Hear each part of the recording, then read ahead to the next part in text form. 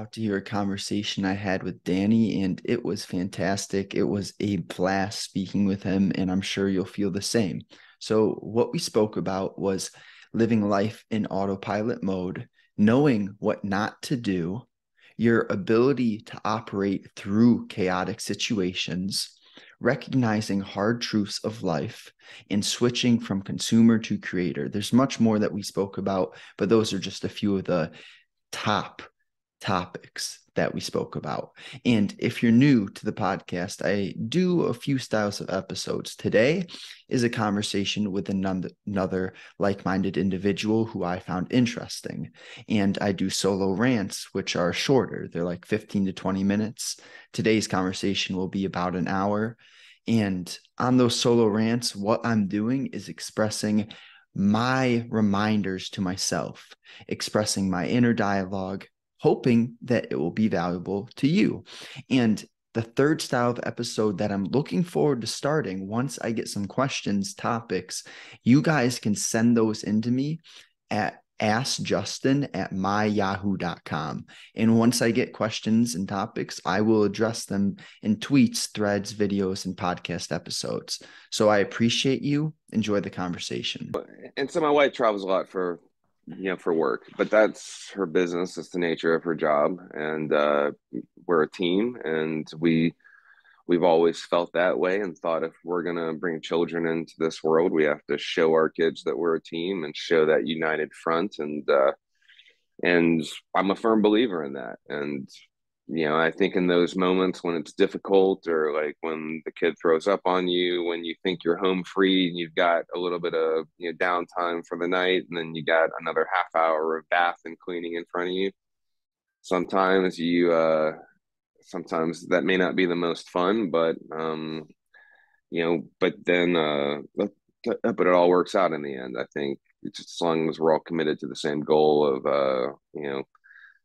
raising good people, trying to live a good life, trying to have a little fun along the way, like in addition to the work, I think it's okay. Right. I like the point of what is the work or the effort going to. And when we're speaking on such an important reasoning or a topic like raising strong and intelligent, good character individuals, Mm-hmm. then hey, sometimes it's so obvious what your priority is. And hey, it is nice to relax and to not have to do extra work, but we choose our sacrifices carefully, and being the best parent you can be, I'm sure it's worth it to you. For sure. Well, I think if we're lucky, we choose our sacrifices carefully. I think way too many people are not very intentional about that. They're not intentional about the sacrifices they're making. They don't think about the trade-offs that they are making in their lives, whether it's personally or professionally, or even in social, kind of standards as well. I think I don't know. I think life changed for me when I figured out what my priorities were, right? Because I think until then, I kind of followed the crowd. I did what I thought I should be doing. I followed the goals that sounded good or that looked good on paper, that I thought someone like me should be chasing after. And it was only after I really spent some time ruminating on these topics about what really mattered to me and why, that's when things began to really change for me. And unfortunately, well, perhaps fortunately and unfortunately, it came that period of reflection came from a time of just intense life change. I had my second child, and my father died 10 days later. And then and so driving back from his funeral, a lot of these themes of uh, legacy and life and the measure of our days and him, and and kind of going back to that famous Steve Jobs speech that everyone references from his Stanford commencement speech about, if this is my last day, am what I am doing today what I would want to be doing? And so I think I started really thinking about those themes. And in that car ride, and to which I've, excuse me, I've even written about it several times. That car ride is where I kind of really, that drum beat, that ticking of the clock really became very loud to me, or it seemed very loud to me. And by the time I got done with that 12-hour car ride, I had not a whole new outreach, but a whole new, perhaps, determination on how I was going to spend my time and to what end that was going to be. And it really spent, and I think since that really drive, really determining on what fired me up, on what gave me the most joy, on what really was important to me to accomplish, what I wanted to be written on that tombstone someday. I think has really guided me in a lot better way since that. And so, uh, long ramble there on a short thing, but I think far too few people really spend that time determining on what am I trading my time for, and is what I'm going to get for it, if anything, going to be worth it to me, or worth what I think it is.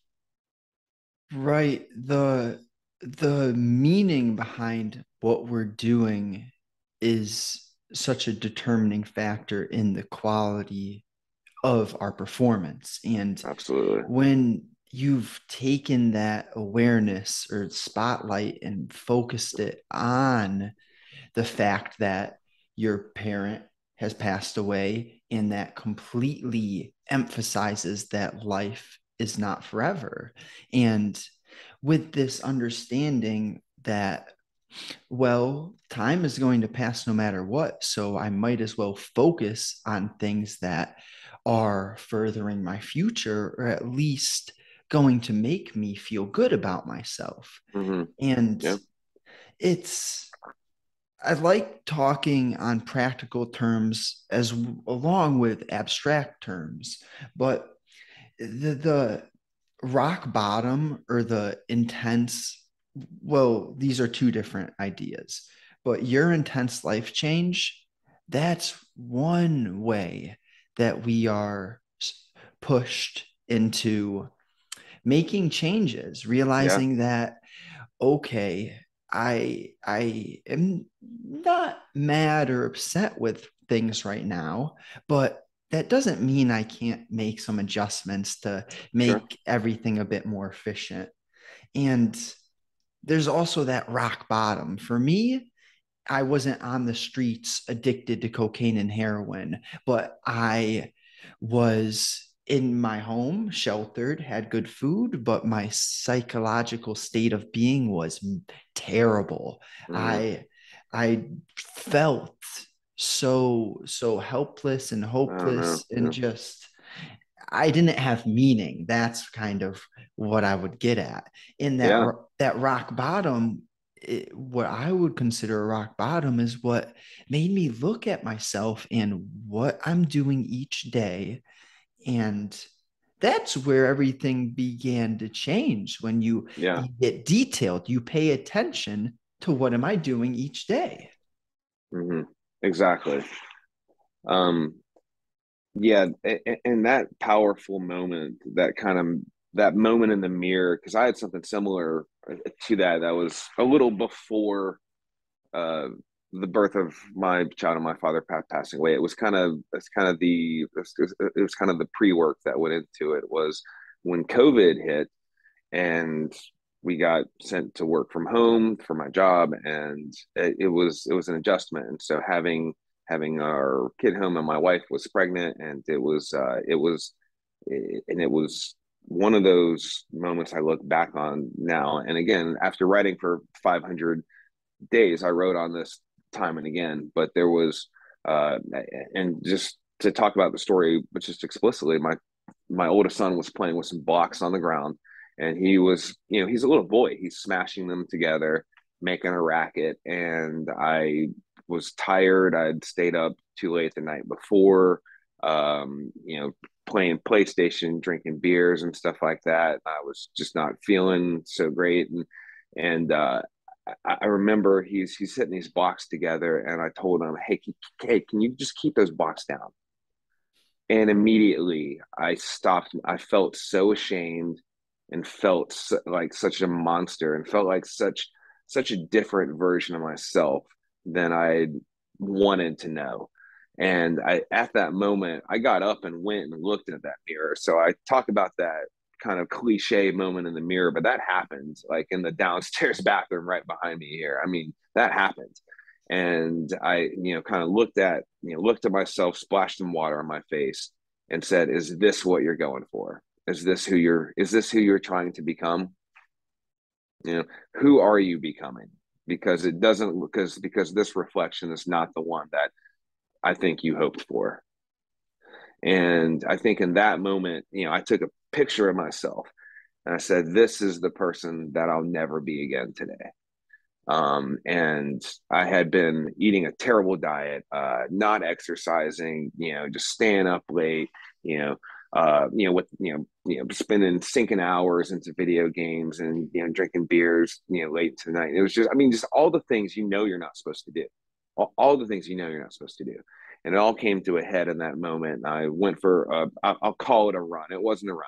It was a soft jog that afternoon, but that was day one, and day one became day two, and so on and so forth. And so, like in that moment, I resolved to, eat a better diet. I lost like 55 pounds, quit drinking. And so all these kind of behaviors kind of stacked on top of that one decision moment. And so hearing other people talk about that, man, that like speaks to me and my heart because I had that moment too, and it probably saved my life. It the idea of compounding is super important or attractive to Mm, me, and it's built on this idea that everything you just mentioned makes so much sense to me because we there's just a slippery slope in life, and when you begin to do the actions that keep you at a lower vibration or a poor mm-hmm. mood. Like, I am so focused on the basic fundamentals, everything you just mentioned, the exercise, the nutrition, your sleep. Are you playing too much video games? Or a better way to phrase that is your time sinks.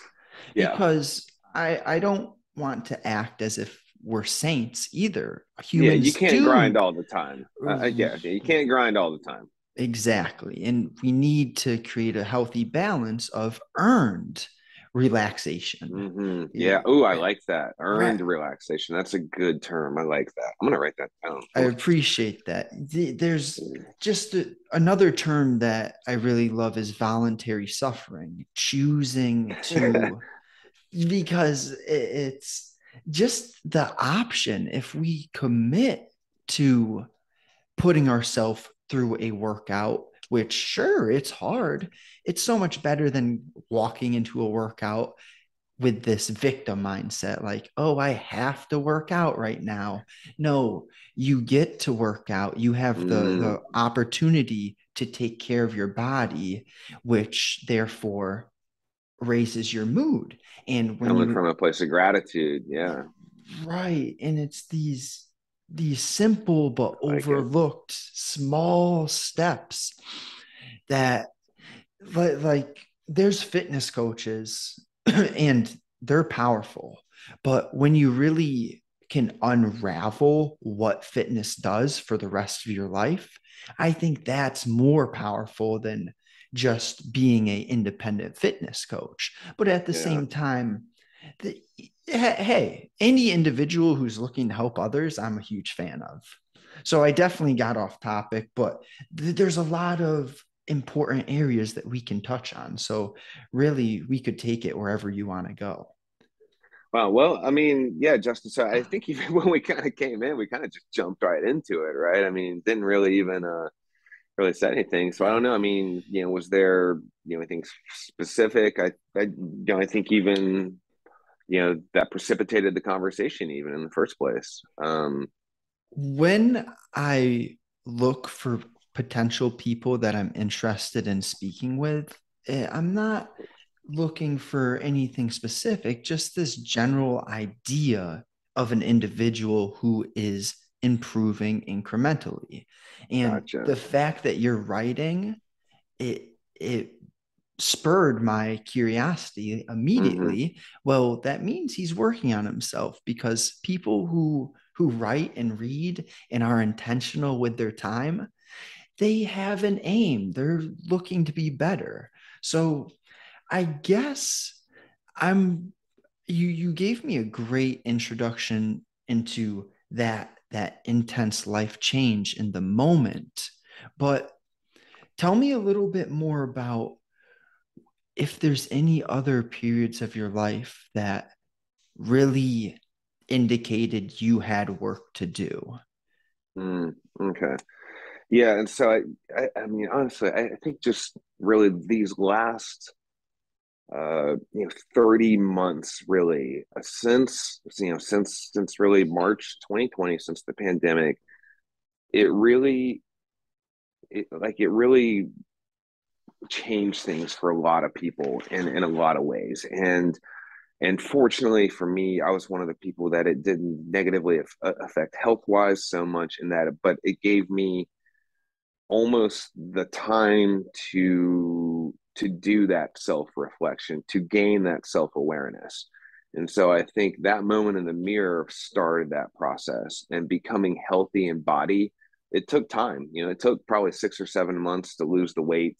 And but every day, of course, if you've ever gone through any big physical transformation, you know that every day as you're feeling better, your mind sharpens, because strong in body, strong in mind. That's an old cliche, but we've been saying it for thousands of years for a good reason. And so as I became healthier physically, I became healthier mentally and emotionally. And so when it came to those big life changes, like having a second child and the death of my father, I was much better equipped to handle those changes. I was much more resilient. I could, and also if I was feeling down or if I was feeling stressed out, I could strap on my shoes and go for a run. And sunshine and fresh air will heal a lot of will do a lot of things. And in terms of for me, I don't know how it is for other people out there, but when you're out of shape, running is the most horrible thing in the world. When you're in shape, it is the most powerful thing in the world, because it's almost meditative for me. I find that I zone out after about a mile, and it's just my mind kind of just sorts things out. And that if you don't find the answers to your problems after an hour long run, you're not getting them, kind of thing. And so it always, so having that backbone allowed me to handle these things in a much healthier way, and probably allowed me to step outside of these significant life events and look at them more objectively instead of in a more emotional way, and say, okay, how does this affect me moving forward, and how do I want to handle this, and who do I want to be and how does this change me, or how should it change me, maybe is the better question. And then I think the kind of the last piece of that puzzle was starting the writing project. And it was one of these things. I had been following a couple of fintech folks on Twitter. One of them was a guy named Dickie Bush. Don't know if you're familiar with him. I haven't heard of him. Okay. So he and this guy, Nicholas Cole, started this program, Ship 30 for 30, which is all about writing online. And so it was a couple cohorts in, and I'd kind of been following them from outside the circle, and I saw kind of what you spoke of. I saw transformations starting to happen to people, and that to me said sent a very powerful message that what they were doing there was interesting enough to get me to take a look at it. And so it was one of these things where it's probably the same thing anyone thinks about when they're going to buy an expensive product that they're not sure about. I sat there and looked at the landing page of this digital writing cohort program, and I thought, with my credit card information in, and not hitting sign me up, because I was like, I don't need a program to tell me to write. I don't need a program to tell me that I can do this myself. Well, it turns out I was wrong. And so I signed up anyway, and it was an amazing experience. I mean, I don't, I mean, I've become so much of an evangelist for daily journaling or self-expression or whatever we can do to tap into the creative sides of ourselves, because that's where we start finding the answers about what motivates us and what fires us up and what really, and those things that, if we're lucky enough to die peacefully one day, those are the things we're going to, be thinking about in those final moments, the things which really made us, gave us the most joy. And so starting this writing project was amazing, because I was so afraid to share myself with the world, because I thought it had to be perfect. I thought everything that I put out there had to be the end all be all. I thought it had to be a grand thesis for everything that I produced.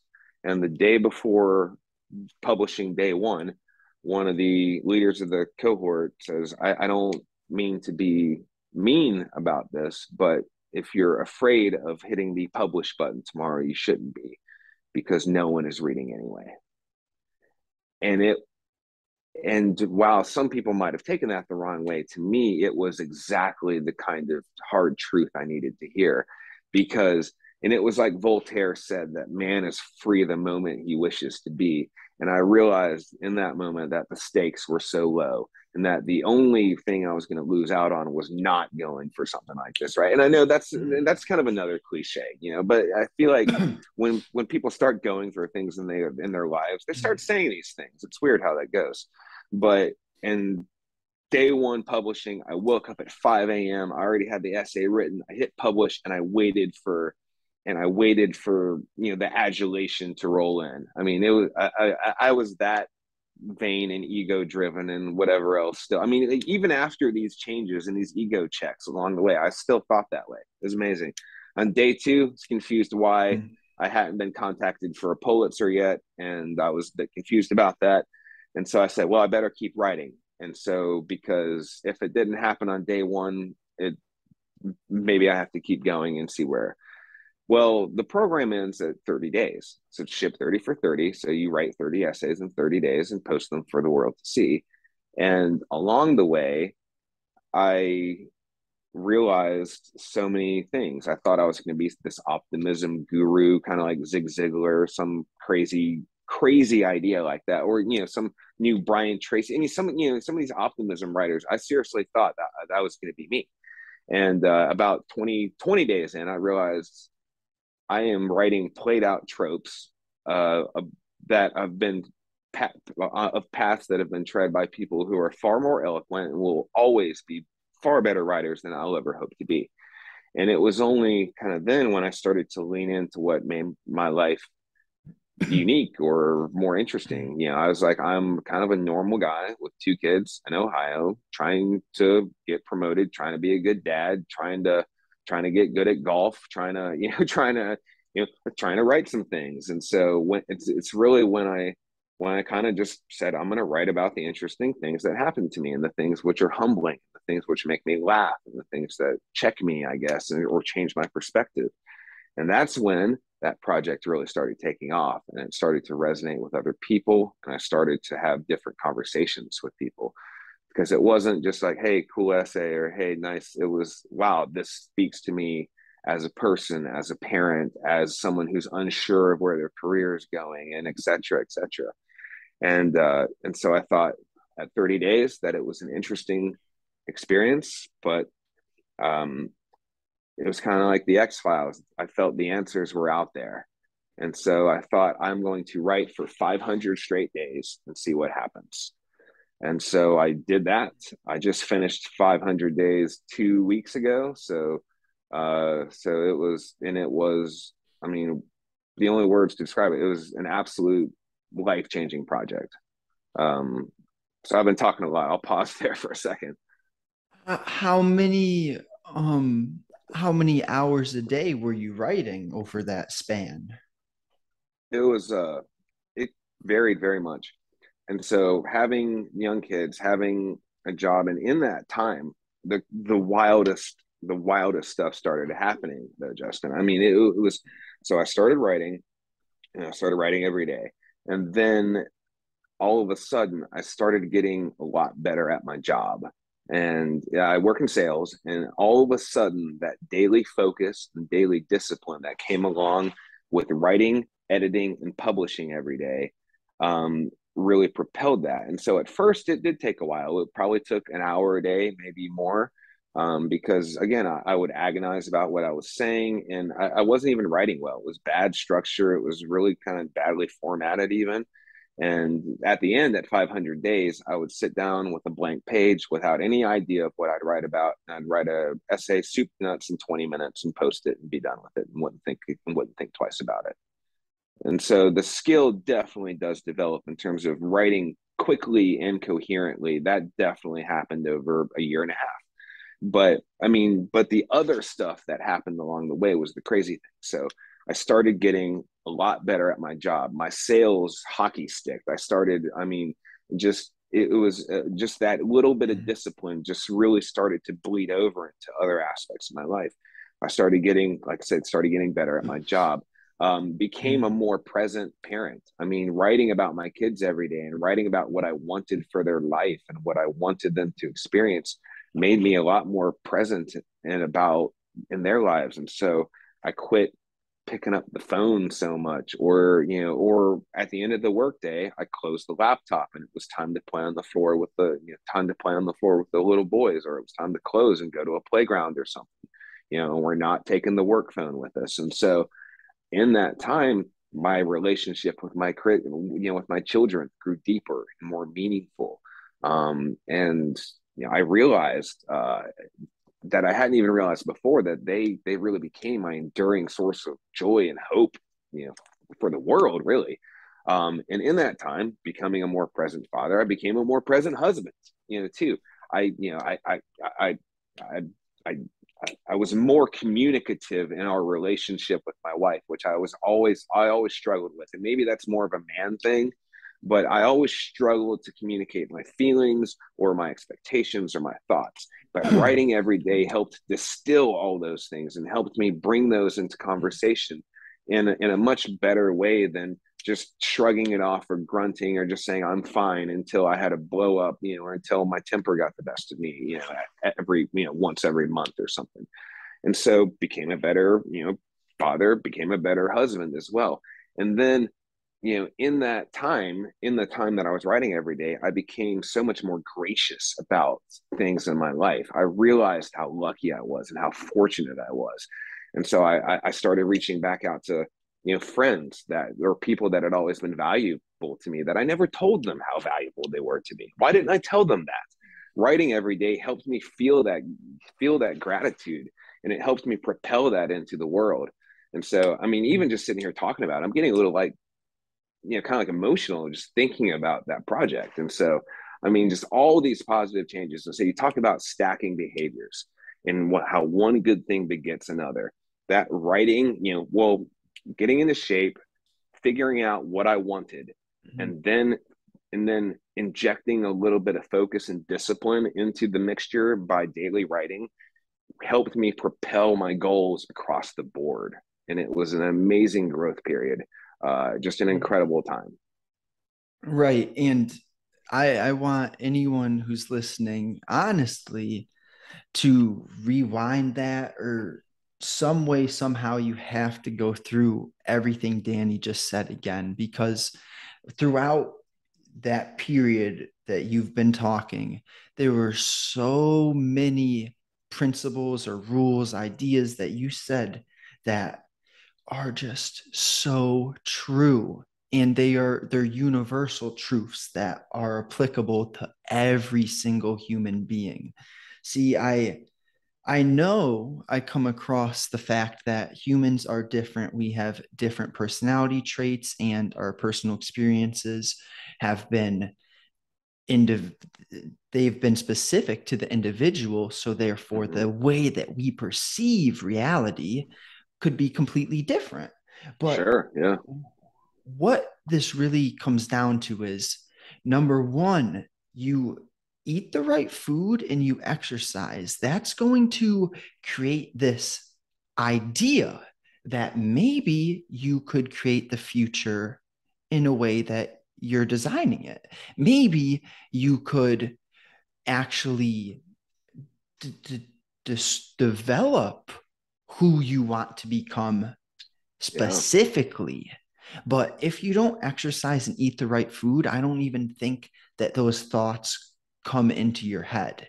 And so that's kind of a starting point. And then from there, we can do these more psychological activities. When you read, you consume great information that spurs great thoughts. When you write, you're decluttering your very cluttered mind Exactly. and becoming more in tune with your emotions and feelings. So by Yeah. reading and writing, I'll even toss meditating in there. It's just another way to understand yourself better. When we Hmm. understand ourselves better, you can communicate better. And I think that's what you were getting at with your wife. You by you going through all this effort to write and declutter your thoughts, you're clarifying the way you feel. And I Exactly. don't know if well, I've definitely struggled with confidence before as a man. Like Jordan Peterson says this a lot. Like we look at woman as this eternal judge, and we kind of portray this fantasy of what we think about them on, on them before we even understand. But what I'm trying to articulate is that the woman is the judge of man. We want to please and impress woman. So if we're not in tune with our emotions, understanding our self-image and how we're feeling internally, it becomes very challenging to have those real authentic conversations because we don't even know how we are feeling about Yeah. ourselves. So Exactly. Yeah. and by writing and reading and meditating, I've and it's a big combination of things though. I don't think there's any one Yeah. It's not just one thing, it's a lot of things. right. And they're, I don't know, like, and one way to kind of think about, is I always, I've kind of boiled it down to kind of these base concepts, right? And I think is exactly what you touched on. When you treat yourself well, that's kind of the base layer. Is if your inputs are healthy, it allows you to kind of get to that second stage of that psychological mental evaluation examination, taking care of your mental health aspect. I mean, like, if you're not healthy in body, you cannot focus on being healthy in mind either. It's just, one thing begets the next. And then once you take care of that mental aspect of yourself, then the next step up, it's kind of like Maslow's hierarchy in a way.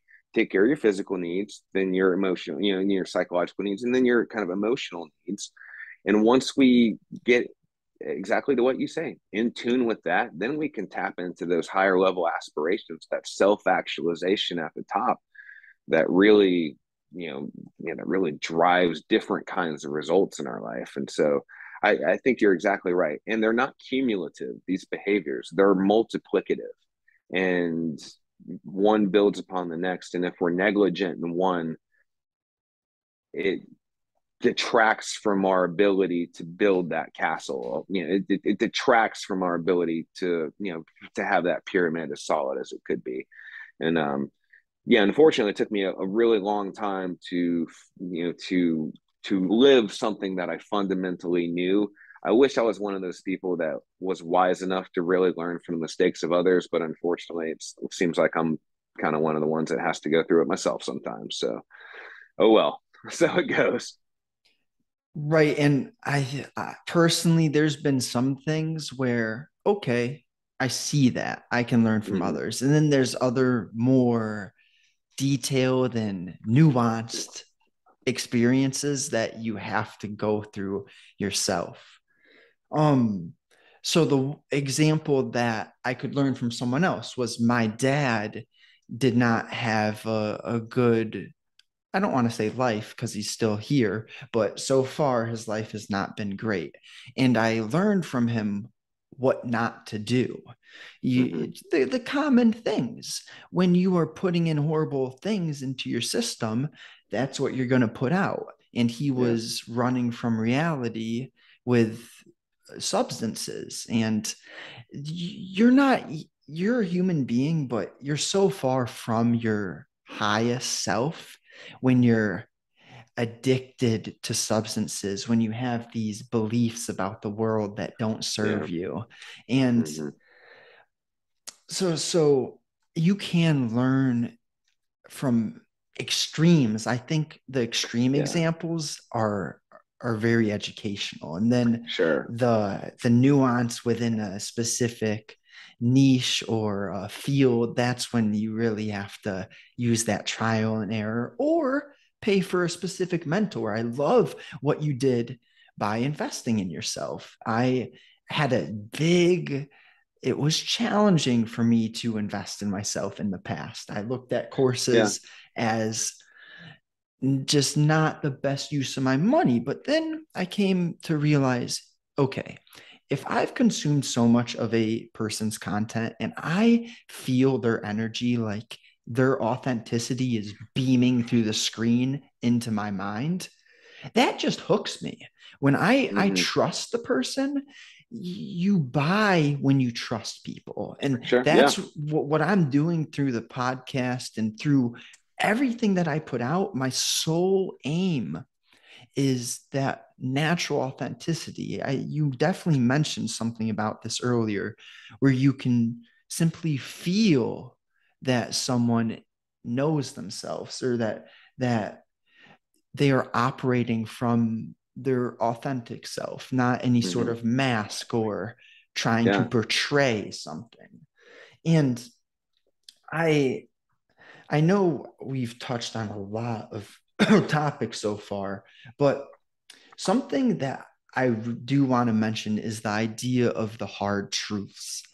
When you said that, my eyes lit up because it's just a fact. If you are not taking care of your physical health, it's your mind will not be Yeah. operating at its max capacity. And it's very interesting to me when I see individuals who are wealthy or have created a audience and they're in horrible shape. It is impressive and blows my mind at the same time because I don't know how they do that. I don't Yeah. understand. I wouldn't be able to do it either. I'd be, yeah, yeah. And it's I I'm all about making it easy or as easy as possible to operate at our high standards. Mm-hmm. And that leads me to wonder what are some of the routines or structures that you've implemented in your life that keep you even keel, that make sure you don't go too high or too low? Yeah. I mean, probably the easiest thing would be my children, just because there there are these moments where I will feel that things are going my way. Like I am doing, like I had a good day at work, or had something else that was successful, or even had a good round of golf, or or had a good round of disc golf, or like something as silly as that, and I'll feel like I am making progress in areas, and then kind of like I said in the beginning of the podcast, like I will think I'm home free, like putting the kids to sleep, and then one of them will like throw up on me or something, and it's just this moment where you're just like, okay, you're the king of the what world? You're like, you're king of what world exactly? Yeah, bro. Like go get your mop. Like that's what you got to do. And so I mean I think, but in terms of routines, I mean, so part of that writing process, and that getting better at my job, helped me get an opportunity to move into a leadership role at work, which is something I always wanted to do. And so, I think the routines to keep me even now managing a team at work, that is an absolutely humbling experience. And what is wild is I used to think on the other side of management that I would move into that role and that would be the answer. I'd then have all the answers. And it has been the complete opposite experience.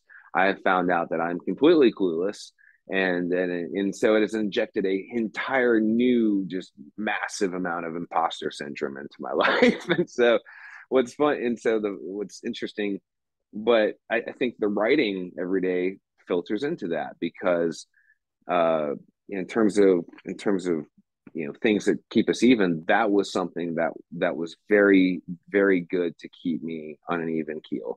And so there would be a day where I would write something and I'd feel good about it and it would be well received. I'd get those nice little dopamine hits from people smashing the like button and commenting and retweeting and having a cool conversation around something I wrote. I thought that was very cool. And then the next day, I'd be like, okay, time to double down on this idea. And I'd spend twice as much time on it, twice as much effort, expend a lot of emotional capital writing something, and I would publish it to crickets, just absolute crickets. No one would read it, no one would care. I mean, the deafening crickets of the internet's indifference, right? I mean, and so that's kind of a check moment too, where it's kind of like, well, I could write out a single tweet that's a single sentence and it will get a lot of engagement. And I will spend time writing something that to me is great, and it will not even be a blip on anyone else's radar because it doesn't speak to them. It's not relevant to them. It's not for them even. And so I think those types of things were easy. But then also just going back to um, the responsibility aspect, the self responsibility aspect, and that I let my and I always think about it whenever I'm being lazy in terms of the running or like whatever else, just kind of the reminder that, hey, you went to the wilderness once before. Do you want to go back to that point? I thought you said you weren't going to be that person again. And so just the reminder of that person. I kept that picture of that person, who was looking back in the mirror that day.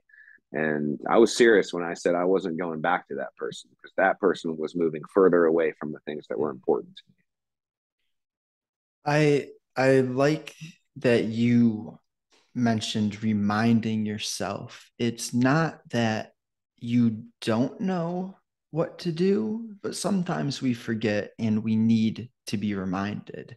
me. Mm-hmm. And it's that moment that you looked in the mirror and completely understood where you don't want to go, who you don't want to be, that can be such a strong force for you pursuing your higher self or your better self, and therefore doing the daily actions that create that person. Mm-hmm. I I liked that you brought up the kids as this humbling factor.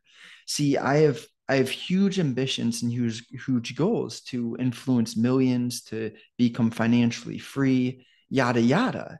But Mm-hmm. I was thinking to myself one day while I was picking up my dog's shit in the backyard, I'm still going to be doing this when I have millions Yep. of dollars and when I've changed millions of lives. Yeah, I your will dog's not never. going to care. Exactly right. The dog does not care about my materialistic accomplishments. Yeah, still got to And pick up the shit. and having that understanding that that's how life is, it's helpful, because my younger self, my high school self, thought life would be easy. I would create an easy life Mm. once I got the money, the girl, and the car. Yeah. Well, there's a lot of these rich people, and I don't want to say a lot because I'm now realizing most wealthy people have done a large amount of self-development, and their internal state Mm-hmm. reflects their external Yeah. state. But I know there are some financially free people who are running from reality because they didn't do the inner work. They Yeah. didn't get to understand themselves, and they don't have fulfillment or meaning. They just got, let's say, someone who was dancing on TikTok, no meaning or fulfillment, but they got a bunch of money from that.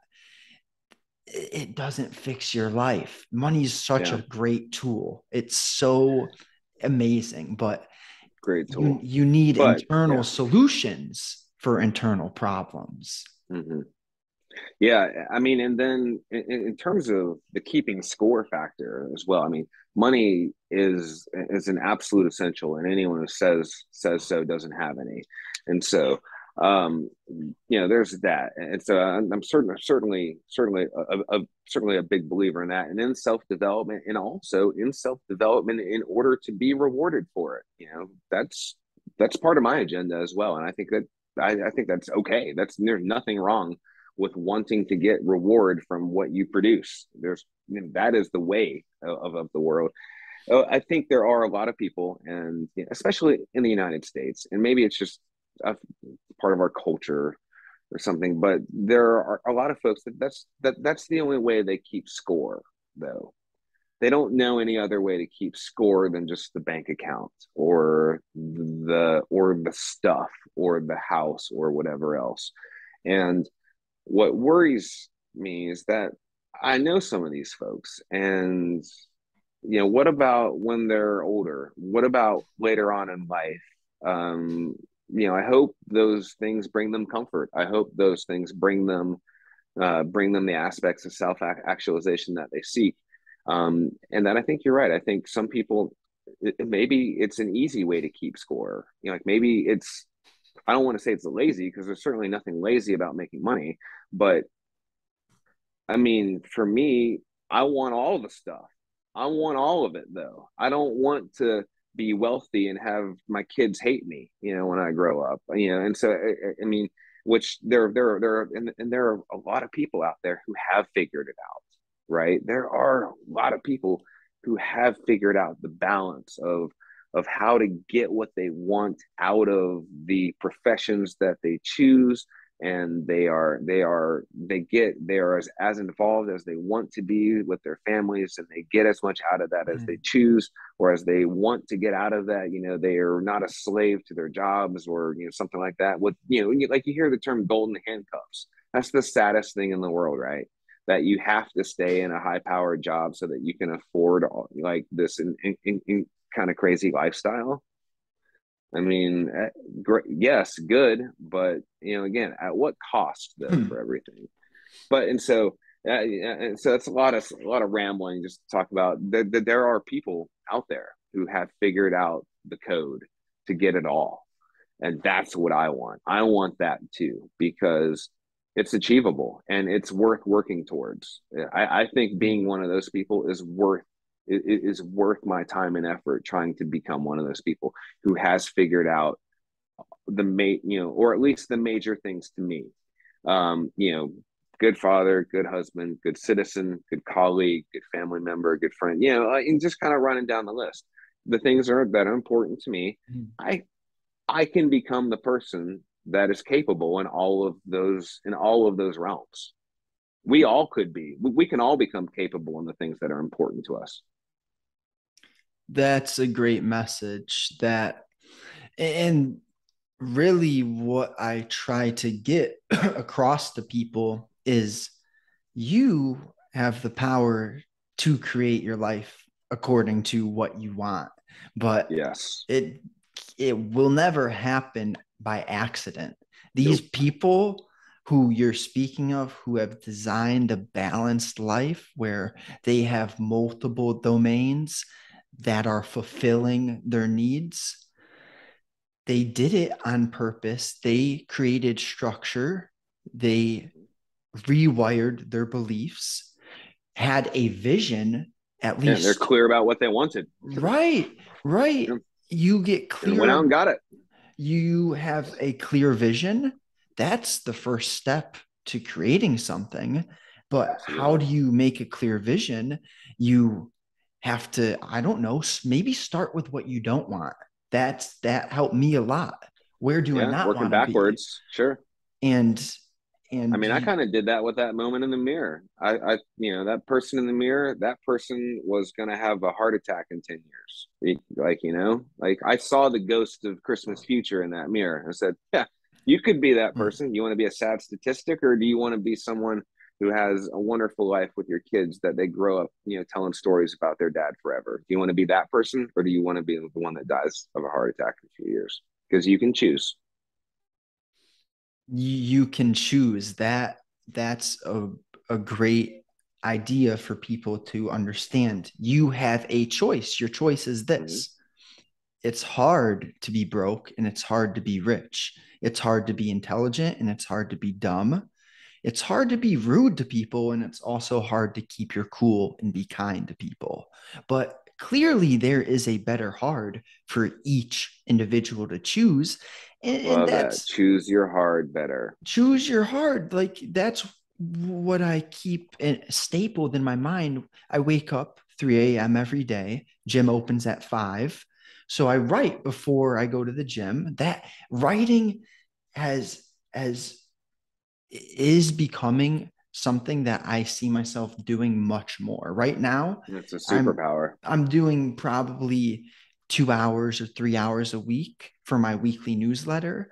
But Mm-hmm. but point is, by by having this morning structure, and then I go to the gym, it's hard every single time I work out.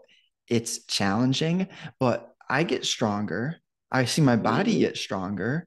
And I'd rather exert effort to be strong and healthy than to exert effort to walk up the stairs because Yeah. I'm a super overweight.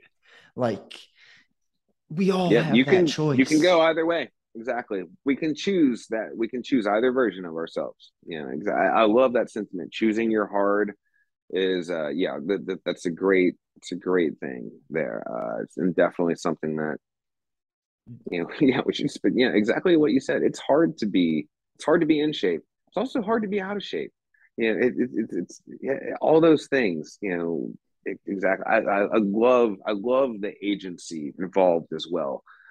Because I think that's also where my mindset shifted, is because I may have unintentionally led myself here, but I can intentionally get myself out of here.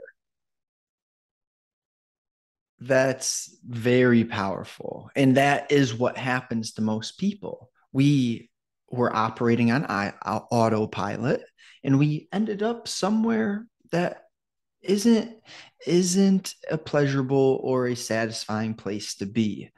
But it's you I wrote this down, you just start because it does you no good to compare your step 1 to someone's step 15, and then you Yes, just exactly. create you rob yourself of all joy by doing Mm-hmm. that. Yeah. Because even if I'm in great shape, there's still going to be someone in better shape than me. So what do? I look at them. I see this is the beliefs, the rewiring of how we perceive. I used to look at people and get jealous or be like, Mm-hmm. he's probably on steroids or any excuse in the Anything, world, anything. Yeah, the mind is anything. crazy. And now I can look at someone who is above me and say, he or her definitely committed to that. They didn't get Yeah. there by accident. And I know for a fact there's thousands of unseen hours that got them there. And Mm-hmm. there's two different the whole outcomes of mind. Did he get lucky? Is he just some bullshit example? Or oh Yeah. yeah, I understand. Yeah, they probably They actually did all the work. exactly. Yeah, they probably actually did the work. They just didn't tell everyone about it. Yeah, Mm-hmm. that is kind of the crazy thing, is once you get into the creative space, that mindset does shift. Once you shift from a consumer of content to a creator of content, that is a powerful mindset paradigm that you kind of undergo. One, you start seeing potential in everything. There's potential lessons, there's potential parables, or things to think about in different terms or perspectives, but also you realize how much work goes into it, into the process, and you look at someone who exactly what you said. They're further along than you. They've got more. They've got what you want, and you're not there yet. And so you again, yeah, I think on the other side of the journey, you look at them and yeah, like it's easy to be a hater. It's easy to be like, oh, they got, yeah, exactly. They got lucky or they, whatever, exactly what you said. Your mind makes up insane justifications for why somebody else won and you didn't. And, and so then, but then once you get into it and you start putting in the time, you start putting in the effort and you start getting some of those gains, you start to experience some of those gains yourself, you quickly realize that it's not, they probably didn't get lucky. It takes a long time to become an overnight success for most people. And so you really, and so you respect that process a lot more. And I think it really, because it, you've been down it, you understand it a lot better. And I think yeah, that allows you to look objectively at those people ahead of you and gain lessons from them that you otherwise wouldn't have been able to when your ego got in the way. I mean, because the ego, kind of like what you said, that the comparison robs us of the joy. Thief is or comparison is the thief of joy. Yeah, it's the same kind of thing. Once we, our ego prevents us from doing things that could be great, because or and it disguises it as keeping us from being embarrassed or or you're keeping us from being vulnerable. But our ego gets in the way of so many things, and at all phases, I think, which is the crazy thing, is that I have to constantly figure out how to outsmart the lazy, egotistical side of myself, no matter where I am in life. Kind of like what you said. I thought doing X would give me all the answers. Well, it gives you some answers, but it's only going to give you more questions to go along with it. So I don't know. The continuous journey is amazing, and I can't. I mean, I don't know. It certainly beats the alternative of sitting on the couch back to TikTok, right? I don't know. I don't know.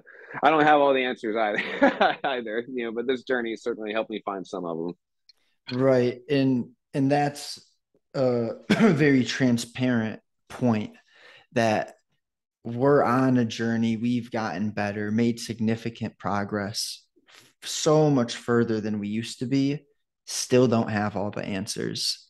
Still aware that there's so much more in the unknown than that we know. Mm-hmm. And that's okay. I'm Yeah. completely fine.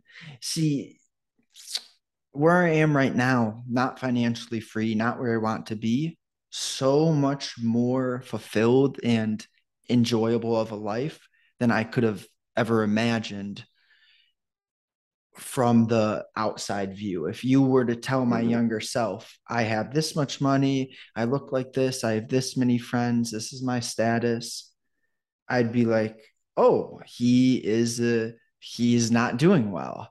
And and that is just so far from the truth. I am so proud Mm-hmm. of myself and feel Oh, I so love that. good about where I am now. Yeah. And my 18-year-old self was a foolish ego, big ego. That's Yeah. what my 18-year-old self was.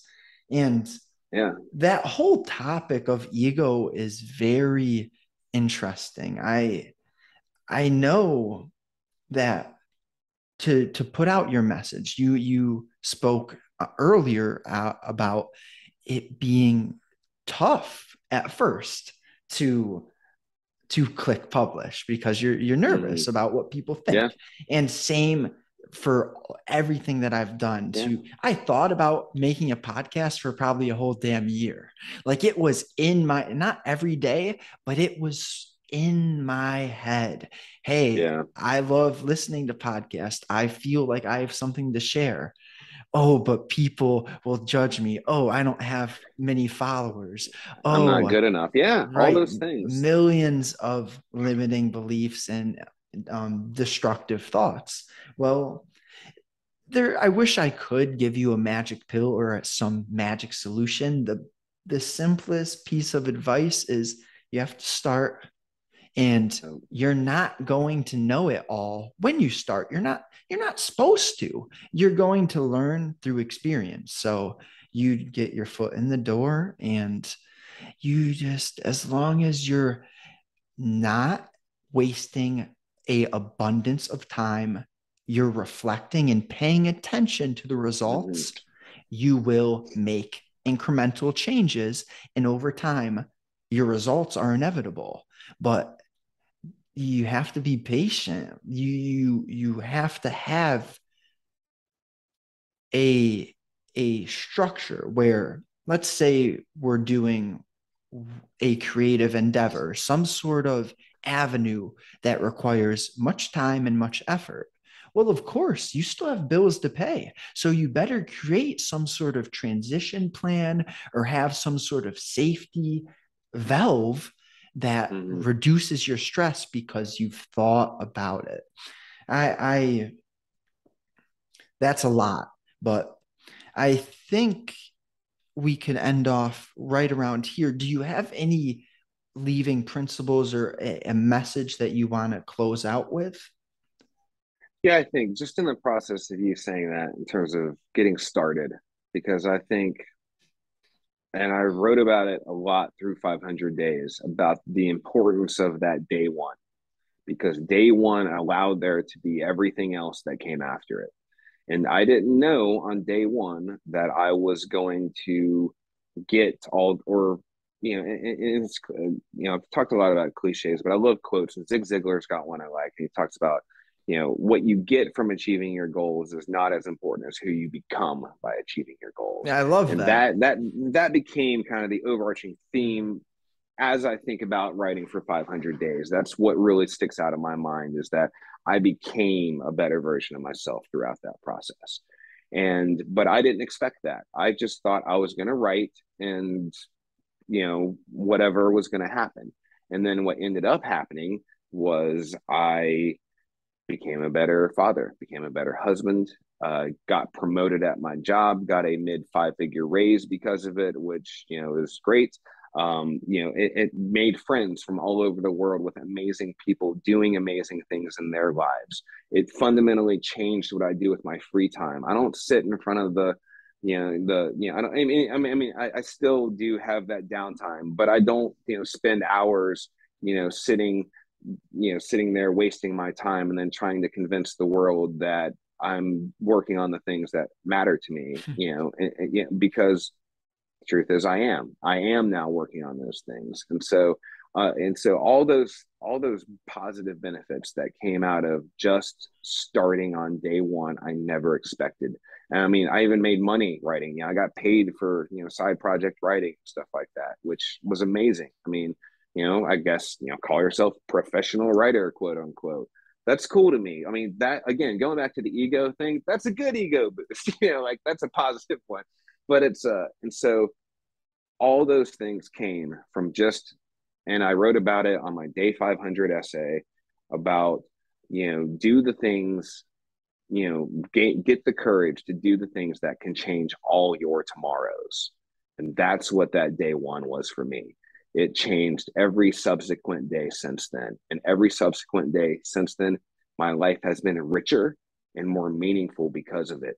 And for that purpose, I would say find whatever it is that taps you into the interior aspects of yourself that we tend to neglect, and find out what motivates you and what fires you up and what you want to really accomplish with your life. And then you will magically start to work towards a plan on how to make that happen. But got to get clear about what you want first, and then have that day one, because life gets exciting from there. I promise you. See, we mentioned a lot of cliches, and we can end off with one. You increase the quality of your questions and your answers. The quality of your answers will get better. But Mm-hmm. everything we've spoke about, it really starts with this awareness that you can get better, and therefore you have to start getting curious about how to get better. That Yeah. comes in the forms of questioning yourself. Ask questions And there's no magic pill, but throughout this conversation, we've touched on so many small and bigger shifts that you can make. It's going to take time, but you have the potential to do anything you really want. Like, Yeah. and that's what I want the individual to understand, that the bar you set, the standards you have for yourself, that creates your reality. So aim high. Like Bruce Lee Yeah. says, if you aim high and miss, it's better than aiming low and hitting that. So Yeah. thank you We so live in much, Danny. amazing.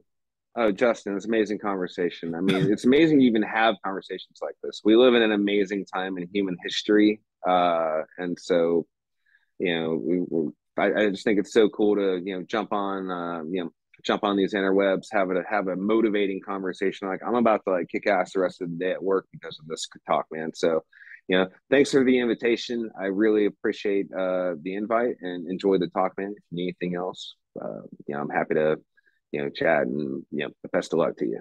Thank you, man. I'll stay in touch for sure. I'm glad that you got a good energy. Same for me. Rest of my day will be great. The conversations, you see, when I started, I would have a little bit of butterflies, nervousness before a conversation. Now Mm-hmm. I'm about 30 something, about 40 episodes in. I already know every time I end the conversation, I feel so great. And that's why it's like Mm-hmm. the creator, the universe just confirming, hey, dude, Yeah. this is what you should be doing. So keep doing it. Yeah. Yeah. The universe knows, man. It's weird, but the universe knows. The universe, we have to listen to that. We do. Hey, it's more there are powerful forces out there we don't understand. Sometimes we got to go with it. Right. Thanks so much, man. Awesome, Justin. Thanks for the conversation, man. Have a great day. Thanks, you too.